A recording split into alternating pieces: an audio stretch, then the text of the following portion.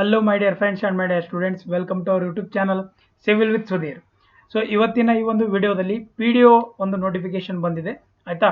ಅದು 15ನೇ ತಾರೀಕಿಗೆ ಬಂದಿದೆ.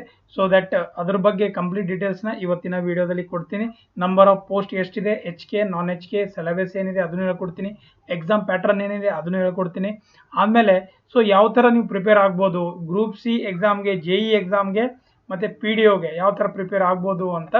ಸೊ ಕಾಮನ್ ಸಬ್ಜೆಕ್ಟ್ಸ್ ಇದೆ ಆಯಿತಾ. ಕಾಮನ್ ಏನಂತಂದರೆ ಸಬ್ಜೆಕ್ಟ್ಸ್ ಇದೆ, ಕಾಮನ್ ಆಗಿ ಎಲ್ಲದಕ್ಕೆ ಎಕ್ಸಾಮ್ ಪ್ಯಾಟರ್ನ್ ಸೇಮ್ ಇದೆ, ರೈಟ್. ಸೊ ಬನ್ನಿ ಡಿಸ್ಕಸ್ ಮಾಡೋಣ ಇವತ್ತಿನ ಈ ಒಂದು ವಿಡಿಯೋದಲ್ಲಿ, ರೈಟ್.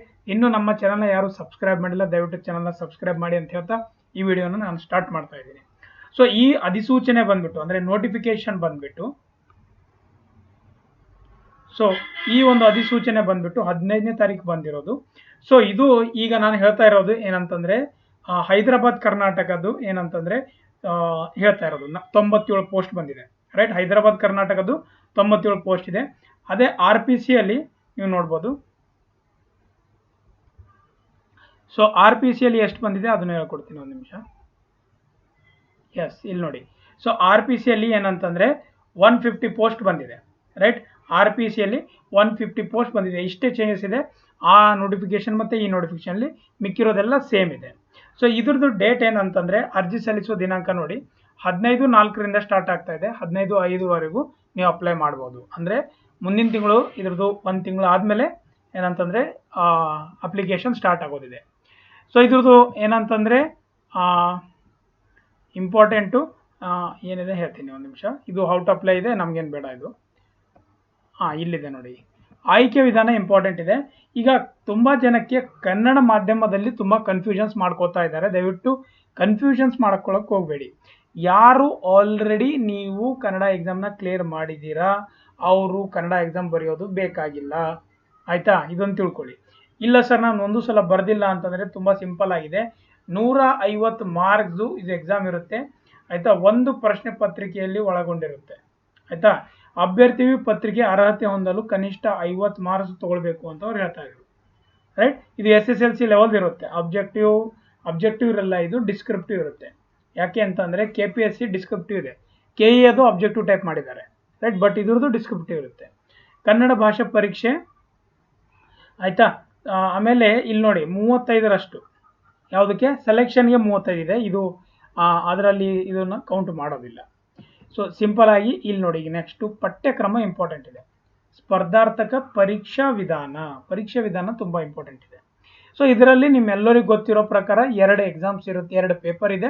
1ನೇ ಪೇಪರ್ಗೆ ನಾನು ಸಾಮಾನ್ಯ ಜ್ಞಾನ ಅಂತ ಹೆಸರು ಕೊಡ್ತೀನಿ, 2ನೇ ಪೇಪರ್ಗೆ ಸಂವಹನ ಪೇಪರ್ ಅಥವಾ ಏನಂತಂದರೆ ಕಮ್ಯುನಿಕೇಷನ್ ಪೇಪರ್ ಅಂತ ನಾವು ಅಂತೀವಿ, ಎಲ್ಲರಿಗೂ ಗೊತ್ತಿದೆ ಇದು, right. Same like group C ಅಲ್ಲಿ ನಾವು ಏನು ಎಕ್ಸಾಮ್ ಪ್ಯಾಟರ್ನ್ ಇದೆ ಅದೇ ಇದೆ.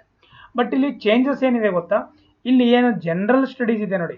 ಸೊ ಈ ಜನರಲ್ ಸ್ಟಡೀಸಲ್ಲಿ ಏನಾಗ್ತಿದೆ ಅಂತಂದರೆ ಸ್ವಲ್ಪ ಡೆಪ್ತಲ್ಲಿ ಏನಂತಂದರೆ ಕೊಟ್ಟಿದ್ದಾರೆ, ಅಂದರೆ ತುಂಬ ಟಾಪಿಕ್ಸ್ನ ಕೊಟ್ಟಿದ್ದಾರೆ. ಇಲ್ಲಿ ತುಂಬ ಟಾಪಿಕ್ಸ್ನ ಕವರ್ ಮಾಡೋದಿದೆ ನೋಡಿ. ಇದಂತೂ ಕರೆಂಟ್ ಅಫೇರ್ಸ್ ಇದೆ, ರೈಟ್. ಸಾಮಾನ್ಯ ಜ್ಞಾನಕ್ಕೆ ಸಂಬಂಧಿಸಿದ ಪ್ರಚಲಿತ ಘಟನೆ ಅಂತಂದರೆ general knowledge related to current affairs, ಗೊತ್ತಾಯ್ತಾ. ಸೊ ಆ ಥರ. ಈಗ ಸಿಂಪಲ್ ಆಗಿ ಇದಕ್ಕೊಂದು ಎಕ್ಸಾಂಪಲ್ ಹೇಳ್ಬೇಕಂತಂದರೆ 1 ನೇಷನ್ 1 ಎಲೆಕ್ಷನ್ ಅಂತ ಬರ್ತಾ ಇದೆ. ಸೊ ಅದನ್ನು ನಾರ್ಮಲ್ ಆಗಿ ಯಾವ ಒಂದು ಸಂವಿಧಾನದ ಒಂದು ಅನುಚ್ಛೇದದಿಂದ ಅಥವಾ ಆರ್ಟಿಕಲಿಂದ ನಾವು ಅದನ್ನು ಮಾಡ್ಬೋದು ಅಂತ ಕೇಳ್ಬೋದು ಕ್ವಶನ್, ಗೊತ್ತಾಯ್ತಾ. ಈ ಟೈಪ್ ಕ್ವಶನ್ ಇದರಲ್ಲಿ ಬರುತ್ತೆ. ಸಾಮಾನ್ಯ ವಿಜ್ಞಾನ ವಿಷಯಗಳು ಅಂದರೆ ಇದನ್ನು ನಾನು ಡೈಲಿ ಸೈನ್ಸ್ ಅಂತ ಅನ್ಬೋದು ಅಥವಾ ಅಪ್ಲೈಡ್ ಸೈನ್ಸ್ ಅಂತಲೂ ಅನ್ಬೋದು. Applied science, day to day science ಅಂತ ಏನಂತೀವಲ್ಲ ಅದು, ಇದು ಅಪ್ಲೈಡ್ ಸೈನ್ಸ್, ವೆರಿ ಇಂಪಾರ್ಟೆಂಟ್. ಭೂಗೋಳಶಾಸ್ತ್ರ ನಿಮ್ಮೆಲ್ಲರಿಗೂ ಗೊತ್ತಿದೆ, ಜಿಯೋಗ್ರಫಿ ಓದಬೇಕು. ಜಿಯೋಗ್ರಫಿಯಲ್ಲಿ ಇಂಡಿಯಾದ ಓದಿ, ಆಮೇಲೆ ಏನಂತಂದರೆ ಕರ್ನಾಟಕದ ಓದಿ, ರೈಟ್. ಭಾರತೀಯ ಸಮಾಜ ಮತ್ತು ಅದರ ಬೆಳವಣಿಗೆಗಳ ಇತಿಹಾಸದ ವಿಷಯಗಳು ಅಂತ ಹೇಳ್ತಾ ಇರೋದು, ರೈಟ್.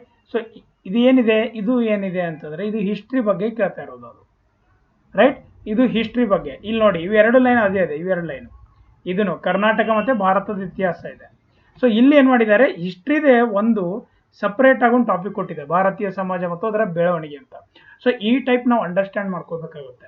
ನೆಕ್ಸ್ಟು ಭಾರತ ಸಂವಿಧಾನ ಮತ್ತು ಸಾರ್ವಜನಿಕ ಆಡಳಿತ ಅಂತ ಹೇಳ್ತಾ ಇರೋದು, ಅಂದರೆ ಗೌರ್ಮೆಂಟ್ ಫಾರ್ಮೇಷನ್ ಯಾವ ಥರ ಆಗುತ್ತೆ ಮತ್ತು ಸಂವಿಧಾನ ಬಗ್ಗೆ ಎಲ್ಲ ನಾವು ಓದಬೇಕಾಗುತ್ತೆ, ಗೊತ್ತಾಯ್ತಾ.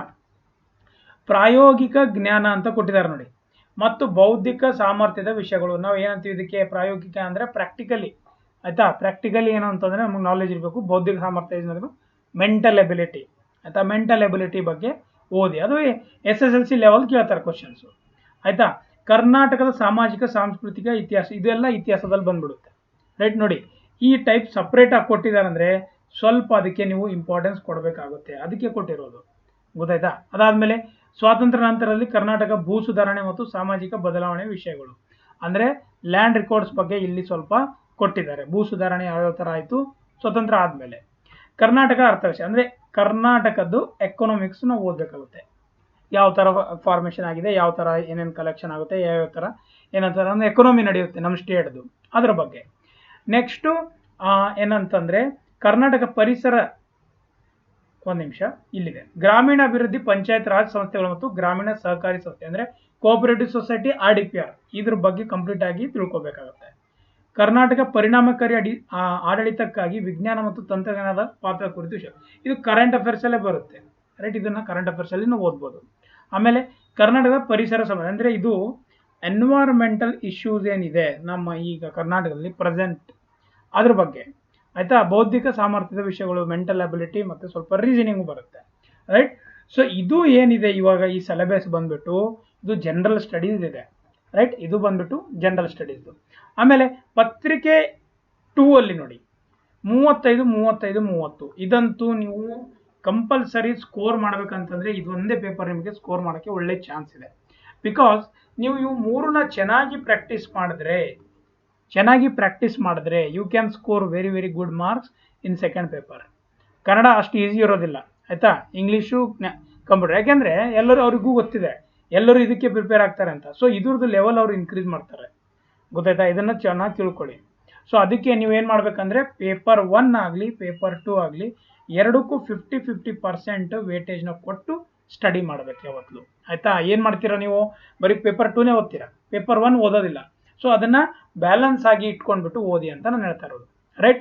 ಈಗ ಸಾಮಾನ್ಯ ಕನ್ನಡ, ಸಾಮಾನ್ಯ ಇಂಗ್ಲೀಷು, ಕಂಪ್ಯೂಟರ್. ನಾನು ಸಾಮಾನ್ಯ ಕನ್ನಡದ ಬಗ್ಗೆ ಆಲ್ರೆಡಿ ತುಂಬ PDF ಫ್ರೀ PDF ಆಯಿತಾ ನಮ್ಮ ಯೂಟ್ಯೂಬ್ ಚಾನಲಲ್ಲಿ ಹೇಳ್ಕೊಟ್ಟಿದ್ದೀನಿ ಯಾವ ಥರ ಓದಬೇಕಂತ. ಮತ್ತು ಅದರದ್ದು ಫ್ರೀ PDF ನಮ್ಮ Telegram channel civil with Sudhir ಅಲ್ಲಿ ಶೇರ್ ಮಾಡಿದ್ದೀನಿ ಆಲ್ರೆಡಿ, ಆಯಿತಾ. ಶೇರ್ ಮಾಡಿದ್ದೀನಿ, ನೀವು ಹೋಗಿ ಡೌನ್ಲೋಡ್ ಮಾಡ್ಕೋಬೋದು. ಆ ಟೆಲಿಗ್ರಾಮ್ ಚಾನಲ್ ಲಿಂಕು ಡಿಸ್ಕ್ರಿಪ್ಷನ್ ಬಾಕ್ಸಲ್ಲಿ ಕೆಳಗಡೆ, ಈ ವಿಡಿಯೋದು ಡಿಸ್ಕ್ರಿಪ್ಷನ್ ಬಾಕ್ಸಲ್ಲಿ ಲಿಂಕ್ ಇದೆ, ನೀವು ಜಾಯ್ನ್ ಆಗ್ಬೋದು, ಆಯಿತಾ. 11,000 ಜನ ಏನೋ ಇದ್ದಾರೆ. ಸೊ ಎಲ್ಲ ಮಟೀರಿಯಲ್ ಅಲ್ಲಿ ಶೇರ್ ಮಾಡ್ತೀನಿ. ಈಗ ಸಾಮಾನ್ಯ ಇಂಗ್ಲೀಷು ಮತ್ತು ಕಂಪ್ಯೂಟರ್ ಜ್ಞಾನ ಬಗ್ಗೆನೂ ಈಗ ರೀಸೆಂಟ್ಲಿ ನಾನು ಶೇರ್ ಮಾಡೋನಿದ್ದೀನಿ. ದಯವಿಟ್ಟು ನೀವು ಅದನ್ನು ಫಾಲೋ ಮಾಡಿಬಿಟ್ಟು ಇದಕ್ಕೆ ಏನು ಮಾಡಬೇಕು ಗೊತ್ತಾ, ಸೆಕೆಂಡ್ ಪೇಪರ್ಗೆ ನೀವು ಪ್ರಾಕ್ಟೀಸ್ ಜಾಸ್ತಿ ಮಾಡಬೇಕಾಗುತ್ತೆ.